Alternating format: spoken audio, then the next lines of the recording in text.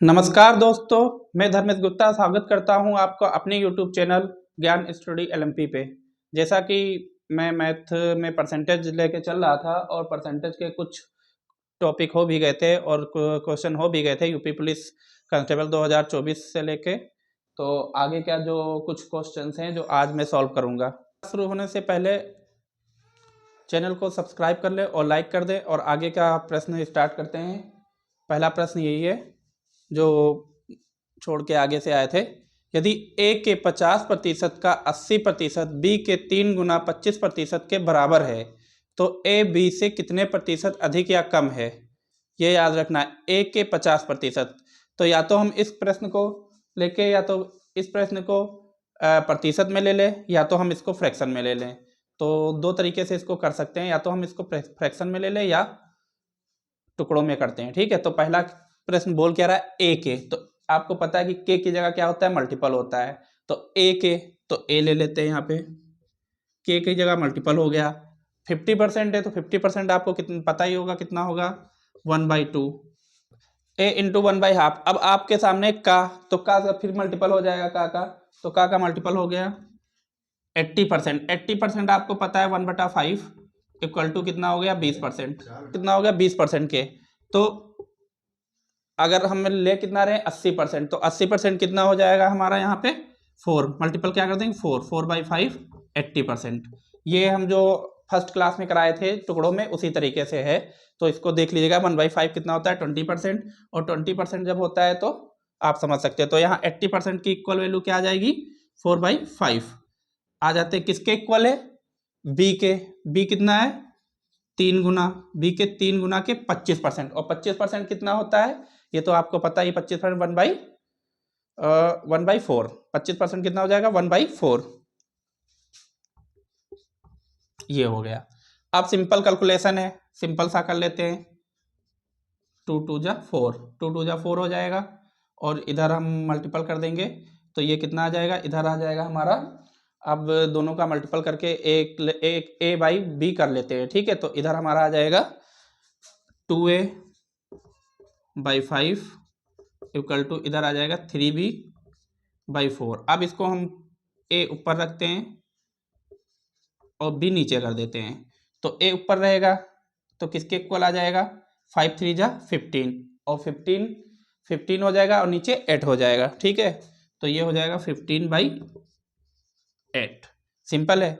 तो पूछ क्या रहा है ए से, बेस क्या हो गया हमारा, जो बेस है हमारा क्या हो गया ए है, तो बेस हमारा क्या हो गया ए। तो ए के पूछ रहा है, ऊपर हो गया ए कितना है 15 है, तो 15 से 8 कितना ज्यादा है, कितना ज्यादा है 7, कितना ज्यादा है 7। तो 15 से 8 कितना अधिक है 7, 15 से अधिक 8 कितना अधिक है, 8 से 15 कितना अधिक है 7। तो ये हमारा क्या हो जाएगा 7/8, 7/8। और 7/8 को हम फ्रैक्शन में कैसे लिख सकते हैं, इसको फ्रैक्शन में लिख सकते हैं आराम से। तो इसको फ्रैक्शन में लिख सकते हैं 1 - 1/8, 1 - 1/8। और 1/8 क्या होता है, एक को आपको पता है एक की वैल्यू क्या होती है, एक कितने परसेंट के बराबर होता है आपको पता है, 1 कितने परसेंट के बराबर होता है 100% के बराबर। 1 कितने परसेंट के बराबर होता है 100% के बराबर। तो अगर 1 100% के बराबर है, 1 किसके बराबर है 100% के बराबर। 1 कितने हो गया 100% के बराबर, और 100% के बराबर है, और -1/8 कितना होता है 12 कितना हो जाएगा 12.5। 12.5 यहाँ पे हम इक्वल कर दे रहे हैं 1/8 कितना हो जाएगा 12.5%। सिंपल है। तो आ जाएगा हमारा 87.5% अधिक। क्योंकि इसका एक तरीका और भी है करने का। सबसे पहले तो हमारा जो बेस था वो ए था, ये तो आपको पता है बी है। तो ए क्या हो रहा है, ए की वैल्यू बढ़ रही है, 7 जो आ रहा है प्लस में आ रहा है ए की वैल्यू बढ़ रही है, तो जो कम वाले हैं वो हमारे होंगे ही नहीं। अब दूसरा वैल्यू, अगर दूसरी वैल्यू हम अगर 8 बाई डिवाइड करेंगे ना, तो ऐसे ही आपको पता चल जाएगा कि जो आंसर है वो 87.5 होगा लगभग में। तो हम इसको ट्रिक से भी कर सकते हैं। पहली बात तो जो वैल्यू है वो बता देंगे, और दूसरा ये। तो ये पूरा प्रश्न है और ये इंपॉर्टेंट प्रश्न है, आया हुआ प्रश्न है। तो ये याद रखना है आपको। तो फिर से एक बार मैं इसको दोहराता हूँ, यदि ए के 50% का 80%, बी के 3 गुना 25% के बराबर है, तो ए बी से कितने प्रतिशत अधिक या कम है। तो हम लोगों को फिर से एक बार करना है कि इसको फ्रैक्शन में तोड़ लेते हैं। फ्रैक्शन क्या हो जाएगा, 50% कितना होता है 1/2, 1/2। उसके बाद 80% कितना होता है 20%, आपको पता है मैंने टुकड़ों में कराया 1/5। तो अगर 20% 1/5 होता है तो 20 4 जा कितना हो जाएगा 80, तो 80% कितना हो जाएगा 4/5। सिंपल है, 4/5 आ गया। और आपको पता है 3 गुना बोल रहा है, 3 गुना कर देंगे, और 25% क्या होता है 1/4, 1/4 होता है। तो 1/4 का टुकड़ा करके हमारा ए और बी का वेस आ जाएगा 15/8, ये है। और 15 जो है 8 से कितना अधिक है 7। जब 7 लेंगे तो उसको फ्रैक्शन में कर देंगे, 7 है इसलिए ऊपर आ जाएगी, वैल्यू जो आएगी वो ऊपर आ जाएगी, 7/8 हो जाएगा। और 7 आता कैसे, अगर हम इसको फ्रैक्शन में करेंगे तो 1 - 1/8 करेंगे। 1/8 कैसे कर लेंगे, अगर इसमें इसको करेंगे टुकड़ों में भी करेंगे तो क्या आ जाएगा 8 - 1/8। तो वही चीज तो लिखा है मैंने, जो यहाँ पे लिखा है वही तो चीज तो लिखी है मैंने। तो सिंपल है। और एक की वैल्यू हमेशा परसेंट में कितना होता है 100, तो एक क्या हो गया 100%, और 1/8 कितना हो गया 12.5%। अधिक हो ही रहा है क्योंकि वैल्यू जो आ रही अधिक है, इसलिए 87.5% हमारा आंसर सही है, समझ लीजिए। तो ये प्रश्न ऐसी तरह के घुमावदार प्रश्न आएंगे और उसको टुकड़ों में करना है। अगर टुकड़ों में नहीं कर पाए तो भागते रह जाएंगे, ये समझ लीजिए। अगले प्रश्न पे, और बहुत ही आया हुआ प्रश्न है, इंपॉर्टेंट है, बहुत सिंपल प्रश्न है। अगर इसको ट्रिक पता है ना तो बहुत सिंपल तरीके से प्रश्न को हल कर सकते हैं आप लोग। तो बच्चों देखते हैं क्या है इस प्रश्न में। अनाज के किसी भंडार में से 1/8 हिस्सा सड़ा हुआ है, उस भंडार में अनाज का कितना प्रतिशत सड़ा हुआ नहीं है। तो इसमें हम बहुत ही सिंपल बताते हैं कि आप एक चीज ले लीजिए, सेब ले लीजिए। मान लो सेब सड़ा हुआ है थोड़ा सा, तो उसको आप काटेंगे तो सेब है कितना, एक है ना। और एक कितनी चीज होती है, आपको बताया था मैंने पहली क्लास से अभी तक बता रहा, पिछले प्रश्न में भी बताया था। एक कितना होता है 100%। तो सड़ा हुआ कितना भाग है 1/8, सड़ा हुआ भाग कितना है 1/8, और 1/8 क्या होता है 12.5%, 12.5%। सिंपल है। और एक कितना होता है भाई, अनाज जो होगा वो एक ही होगा ना, पूरा फुल होगा। पूरे फुल हुए अनाज में कट गया, मान लो इतना सड़ गया, उसको हटाना है और हमें जितना अनाज बचा है वो बताना है। तो एक कितना हो गया 100%, सड़ा हुआ कितना है 12.5%। तो 100 में से क्या कर लेंगे 12.5 माइनस कर देंगे, बस कितना आ गया 87.5%। बस यही आंसर हो गया। सिंपल है, बहुत सिंपल है, लेकिन ट्रिक पता हो तभी हल होगा इसको। अगर आप तनिक सा भी इसमें थोड़ा सा भी दिमाग इधर उधर करे या सोचने लगे तो समझ लो खत्म ये प्रश्न, फिर वहां पे आप सोचते ही रह जाएंगे, कर नहीं पाएंगे, ये समझ लीजिए। तो सिंपल सा प्रश्न है, इसलिए जो हमारा प्रश्न है वो 87.5 आंसर सही है, ये समझ लो। तो बहुत ही सिंपल प्रश्न था, और लेकिन ये प्रश्न आया हुआ है जीडी में आया हुआ है, इसलिए बहुत ही इंपॉर्टेंट प्रश्न भी है। अब हम आते हैं अपने अगले प्रश्न पे, और बहुत ही सिंपल प्रश्न है, अगर थोड़ा सा भी दिमाग से किया तो तुरंत ही लग जाएगा। एक टंकी में रिसाव के कारण टंकी में 200 लीटर पानी बचा है। मतलब रिसाव मतलब टंकी जो थी थोड़ी सी टूटी फूटी, या मतलब कहीं से भी उसमें छेद हो गया, टंकी में कहीं से भी छेद हो गया होगा, तो उसमें जो पानी निकलने लगा, और पानी निकलने के बाद छेद को पकड़ा गया, तो उसके बाद देखा गया कि 220 लीटर पानी बचा है उसमें, और जिसमें मूल रूप से 240 लीटर पानी था। मतलब उससे पहले जब 220 बचा है, 20 बचा हुआ है, उसके पहले कितना था 240 लीटर था। तो 240 लीटर है। अब क्या है कि पानी की प्रतिशत हानि क्या है, तो हमारा जो बेस है वो मान के चलो नीचे वो आ जाएगा, तो मान के चलो 240 लीटर है। 240 यहाँ से ले लेते हैं, 220 240 कितना घट गया है हमारा 20, कितना घट गया 20, और कितने में घटा है 240 में, तो क्या आ जाएगा 20/240 इंटू 100% हो गया। बस सिंपल है 100%, ठीक है। कितना आ जाएगा 1/12, और 1/12 कितना होता है हमने बताया ही है, ये परसेंटेज आ जाएगा 100 का। तो सिंपल है, 1/12 कितना होता है आप लोगों को पता ही होगा। 1/12 अगर याद कर लिया होगा 8.33, तो यही आंसर हो गया। अब इसमें क्या है आपको याद रखना, अगर 1/12 नहीं याद है तो आपको डिवाइड करना पड़ जाएगा। किससे डिवाइड करना पड़ जाएगा 100/12, आप डिवाइड करिएगा। अगर 100 से डिवाइड, अब उतना टाइम आपको याद निकल जाएगा। आप डिवाइड करने में ये तो नहीं है कि 5 सेकंड में इसको डिवाइड कर लेंगे या 10 सेकंड में डिवाइड कर लेंगे, इसलिए आपको ये याद होना चाहिए 1/12 कितना होता है, 8.33% के बराबर होता है। तो आंसर हमारा कितना हो गया, 8.33 रहा इसका। तो मैं ऐसे ही बता दूंगा, 12 8 जा कितना होता है, 96 होता है, बचा 4, 12 3 जा कितना हो जाएगा, पॉइंट लग जाएगा, 3 जा हो जाएगा और फिर 3 जा हो जाएगा। तो ऐसे भी आप कर सकते हैं। तो लेकिन इसमें क्या आपके 1 से 2 मिनट खराब हो जाएंगे, इसलिए हमें ये जो टेबल जो हमने बनाई थी 1 से 20 तक, ये आपको याद होना चाहिए, बस ये समझ लीजिए। अगर आपको टेबल याद है ना तो प्रश्न लगने में कोई टाइम नहीं लगेगा, ये समझ लीजिए। और परसेंटेज का इससे बढ़ के क्वेश्चन आने ही नहीं है। जो बड़े क्वेश्चन होंगे वो ट्रिकी होंगे और सिंपल से बस दिमाग की जरूरत रहेगी वहां पे, ये समझ लीजिए। हम आते हैं अगले प्रश्न में। और मेरे बच्चों, ये अगला प्रश्न जो है, सर्दियों के दिनों में दिन के समय औसत तापमान 34 डिग्री होता है। जैसे इस समय चल ही रहा है, आपको पता है ठंड है और 2 से 3 दिन से धूप निकल रही है, तो इस समय दोपहर का जो तापमान है वो अधिक हो जाता है और रात का तापमान कम हो जाता है। तो जैसे सर्दियों के दिनों में दिन के समय का औसत तापमान 34 डिग्री होता है और रात में तापमान गिरकर 8 डिग्री हो जाता है, तो प्रतिशत कमी क्या है, ये समझ लो। प्रतिशत कमी क्या है ये समझना है। तो अब हम देखते हैं कि इसमें अंतर कितना है। पहला हमारा कितना था, 34, गिर के कितना हो गया, 8, दोनों का अंतर कितना हो गया, 26 हो गया ना। तो 26 है, तो हमारा बेस कितना हो गया, 34 डिग्री, ये कितना हो गया 26, ये बेस कितना हो गया 34 डिग्री, ठीक है। और 34 डिग्री हो गया, और परसेंटेज निकालना है तो 100, 13 17, सिंपल है। कितना आ जाएगा, 1317। अब इसको डिवाइड करेंगे तो काफ़ी लंबा चला जाएगा, इसलिए सबसे पहली बात तो 17 से जब डिवाइड ही करेंगे 17 से, तो हमारा ये 2 क्वेश्चन कट गए। अब क्या है, डिवाइड करने पे 17 से अगर करेंगे तो 7 जा आता है, और 17 7 जा कितना हो जाता है, 112, कितना हो जाएगा, 17 7 जा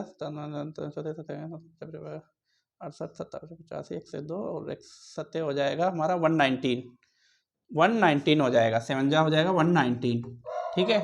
119 में 11 बचेगा और फिर आ जाएगा 6 बार, 102।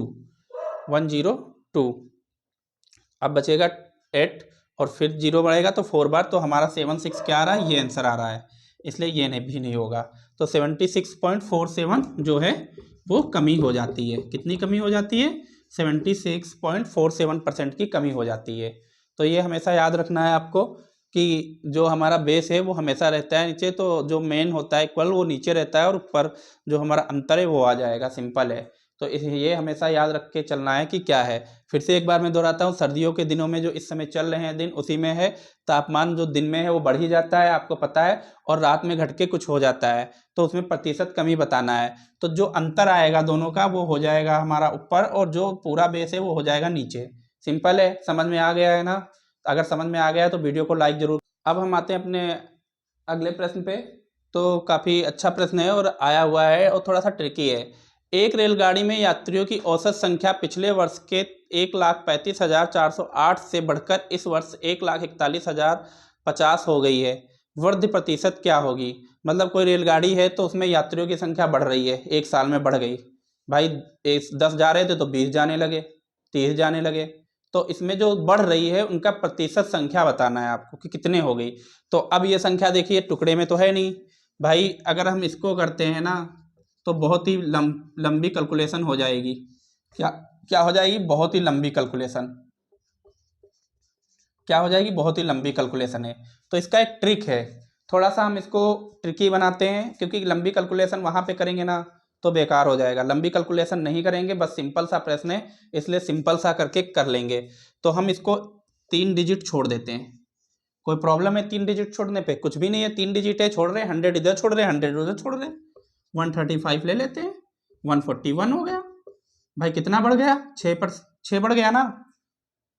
135 से 141 कितना बढ़ गया, 6 बढ़ गया। पुराना क्या था, बेस हमारा क्या हो गया 135, कितना बेस हो गया 135, कितने में बढ़ा 6 पे 135, ठीक है 100, सिंपल है 100। अब भाई संख्या ऐसी है 100 है, अगर हम इसको कैलकुलेशन भी कर लेंगे तो कितना आ जाएगा 600, कितना हो जाएगा 600 और 135। तो आपको ऑप्शन, सबसे पहले ऑप्शन कौन सा हटा, 2 ऑप्शन तो आपके सामने ही हट गए, ठीक है, 2 ऑप्शन आपके सामने हट गए, बचा क्या ये।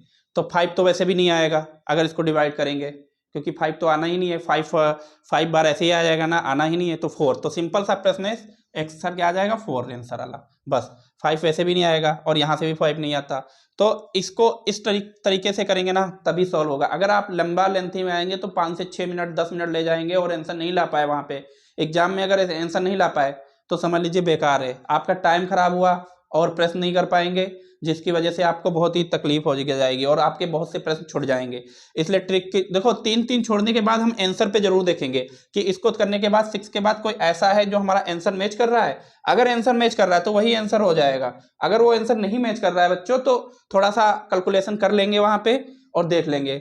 अगर आंसर मैच कर रहा है, क्योंकि ऐसे ही सोच लीजिए कि 135 से तो हमारे 2 ऑप्शन तो ऐसे ही हट गए, क्योंकि 10 और 14 10 और 14 तो आ ही नहीं सकता है, बचा क्या 5 और 4, और 5 तो आएगा ही नहीं, क्योंकि 5 में कितना हो जाएगा हमारा 500 और 350 मतलब हो जाएगा हमारा 7, वही से 600 कुछ हो जाएगा, तो वो भी नहीं आएगा, तो आएगा क्या 4.16 आ जाएगा, आंसर हो जाएगा यही, ये है।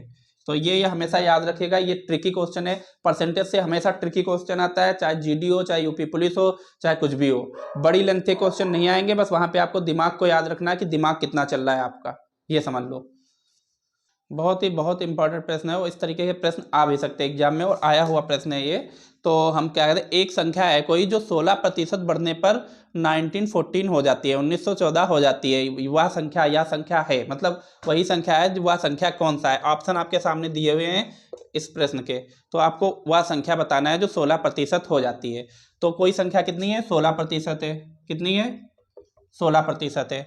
तो 16% मतलब हमें पता है कि 4% कितना होता है, 16% है, 4% कितना होता है हमें पता है, 4% कितना होता है 1/25, 1/25, 1/25, तो इसका 4 गुना है ना, ये कितना है 4 गुना है ना, तो यहाँ पे कितना आ जाएगा 16%, 16% कितना हो जाएगा 4/25, कितना हो जाएगा 4/25, 16% कितना हो गया 4/25, ठीक है। अब क्या करना है, हमें बताना क्या है, अगर 1/4 कितना हो जाएगा 4/25। अब क्या है कि कोई एक संख्या है जो 16% बढ़ने पर 1914 हो जाती है, तो वह संख्या क्या है। तो हमारी कितनी बढ़ रही है, यहाँ से पढ़ने 4%, कितनी बढ़ रही है 4%, 16% कितनी है, संख्या कितनी बढ़ रही है 4, 16 कितना है 4 है, और संख्या क्या होगी, हम बेस कितना रहता है हमेशा नीचे वाला, तो कितनी संख्या होगी 25। हमेशा ध्यान रखना, इसको ट्रिक से नहीं किया ना तो हमेशा ये सब प्रश्न गलत हो जाए, और बहुत दिमागी क्वेश्चन है। यहाँ पे आपको दिमाग लगाना है कि 4% कितना होता है 1/25, और संख्या कितनी बड़ी 16%, तो 16% क्या हो जाएगा 4/25, और हमेशा नीचे क्या रहता है 25, और 25 क्या होता है बेस होता है, जो बेस हो गया वह हमारी संख्या कितनी हो गई 25, बड़ी कितनी है 4, तो कितनी हो जाएगी 19, पहले कितनी थी 25, पहले कितनी थी 25, अब कितनी हो गई है 29, अब कितनी हो गई 25, पहले कितनी थी 25, अब मतलब बढ़ कितनी गई 29, और 29 संख्या 16% बढ़ने पर 29 कितना हो जाएगा हमारा, ये हो गया। अब आपको याद रखना कि 19 बढ़ने पे कितना आ रहा है 1914, कितना आ रहा है 1914, तो हमारे ऑप्शन कौन नहीं हो सकते, कट हो गया, कट हो गया, 2 ऑप्शन तो आपके चले ही गए बढ़ने पे। पहले बात हम ऑप्शन पे ही जाएंगे, जैसे ही ये प्रश्न का सॉल्व कर लेंगे ऑप्शन पे ही जाएंगे कि ऑप्शन क्या है, हमारे 2 ऑप्शन चले गए यहाँ पे 2220 और 2020। अब ये बढ़ कितनी रही है इतना, तो ये कितना बढ़ रहा है 29 से कितने परसेंट बढ़ने के बाद ये कितना हो रहा है, तो एक बार हम कैलकुलेशन कर लेते हैं, कितने में 14 आ जाता है 6 में आ जाता है, तो हम 66 मतलब 66, अगर हम 6 से यहाँ पे मल्टीप्लाई करेंगे तो 1914 हो जाएगा। हम करके दिखा देते हैं यहाँ पे,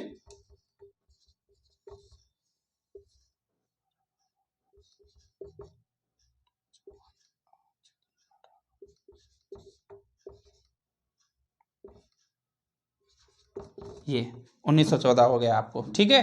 तो हमारा कितना बढ़ रहा है 66, तो अगर ये 66 यहाँ भी बढ़ रहा है तो यहाँ भी कितना हो जाएगा 66, कैलकुलेशन कर लेते हैं, 25 6 जा कितना हो जाता है 150, फिर 25 6 जा 150, 150 और 15 1650, 165 आंसर। सिंपल है, बहुत ही सिंपल प्रश्न है, बस ट्रिक से करना है। थोड़ा सा एक बार मैं फिर से एक बार दोहराता हूँ इसको कि एक संख्या जो 16% बढ़ने पर 1914 हो जाती है, वह संख्या बताइए। मतलब ये जो मान दिया है ये बढ़ने पे है, कितना बढ़ने पे है, 16% है। और 16% हमें कितना पता है कि 4% जो होता है 1/25 होता है, और 4 का 4 गुना कितना हो जाएगा, 16%। तो 16% हमारा कितना हो जाएगा, 4/25। और बेस हमेशा क्या होता है, नीचे होता है, आपको पता होगा। तो संख्या क्या हो जाएगी हमारी 25, और बढ़ कितनी गई है, 4, बढ़ी कितनी है, 4। तो जो बढ़ने के बाद संख्या क्या आ जाएगी, 25 में 4 ऐड कर देंगे, कितना आ जाएगा, 29। और मूल संख्या क्या थी, 25। मूल संख्या क्या थी, 25, और 29 का मान हमें पता है। तो कितना से अगर कैलकुलेशन करते हैं तो आ जाता है, ऐसे ही सेम कैलकुलेशन यहाँ पे करते हैं तो कितना आ जाएगा। अगर दोस्तों सेम क्वेश्चन करने पे 1650 आ गया। उससे पहले हम अपने ऑप्शन भी एक बार चेक कर लेते हैं। तो 2 ऑप्शन तो कट ही गए थे, बचा था एक 1650 आ गया। सिंपल है। अगर बच्चों क्लास अच्छी लग रही हो तो लाइक और शेयर करिएगा। और आज की क्लास यहीं पे समाप्त करते हैं, मिलते हैं आपको नेक्स्ट क्लास में।